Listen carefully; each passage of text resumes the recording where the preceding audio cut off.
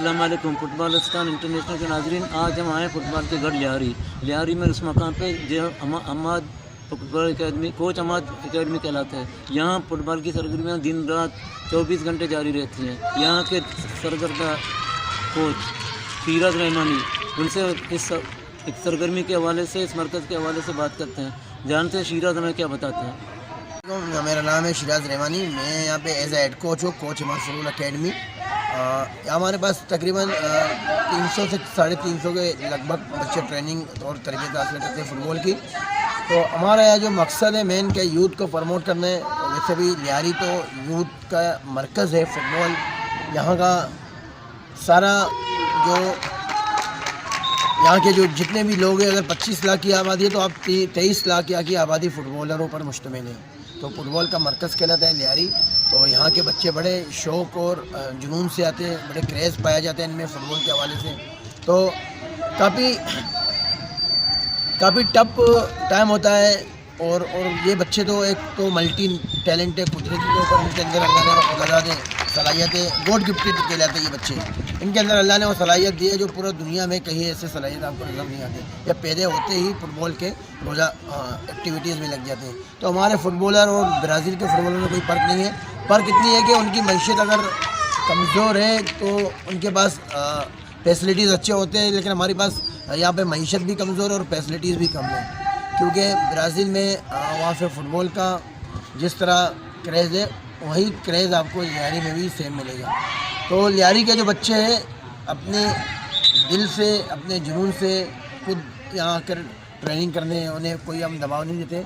इतनी शौक़ है कि उनको अगर खाना भी ना दिया जाए ना, फुटबॉल दिया जाए, इतनी क्रेज़ है। अगर उनको किट भी नहीं दिया जाए तो बगैर जूतों के खेलना शुरू कर देंगे। तो बड़ा उनमें फ़ुटबॉल के हवाले से एक खुशी की लहर होती है। हमारे पास फुटबॉल का वर्ल्ड कप ईद से कम नहीं होता है। फुटबॉल का वर्ल्ड कप होता है तो ईद का समा होता है यहाँ पे।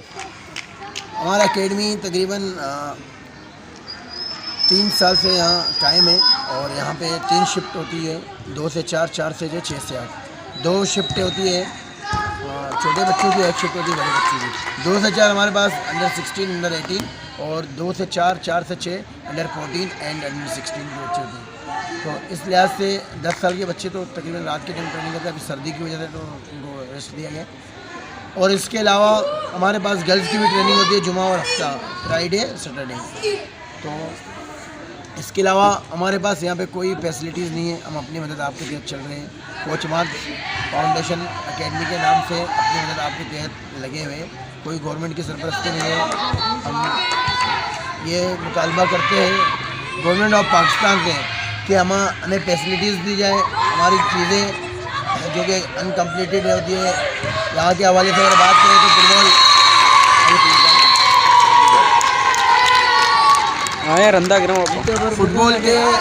फुटबॉल की कमी, हमारे पास जूतों की कमी है, किट की कमी है। तो हमारी आले हकाम से, हकाम बाला से मुतालबा है कि प्लीज़ यहाँ आकर विज़िट करें और हमारी जो मुतालबात है बच्चों के हवाले से हमें ना दे, बल्कि हमें चीज़ें प्रोवाइड करें ताकि हम इनके लिए ज़्यादा से ज़्यादा जो है सरगर्मियों में लगे रहें।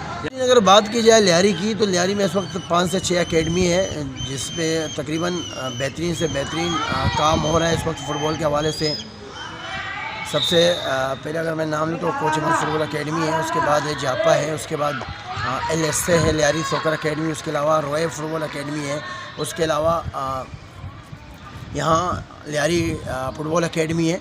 तो मुख्तलिफ़ इलाक़ों में मुख्तलिफ़ अकेडमीज़ कायम हैं और पूरे लियारी में इस वक्त सरगर्मियाँ हैं फ़ुटबॉल के हवाले से।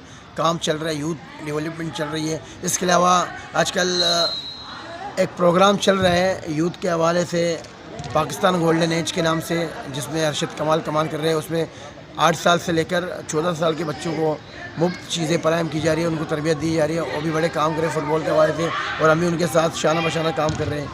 तो बड़ी मेहनत है कोचेज़ की, इस पर लगे हुए अब तक जद्दोजहद।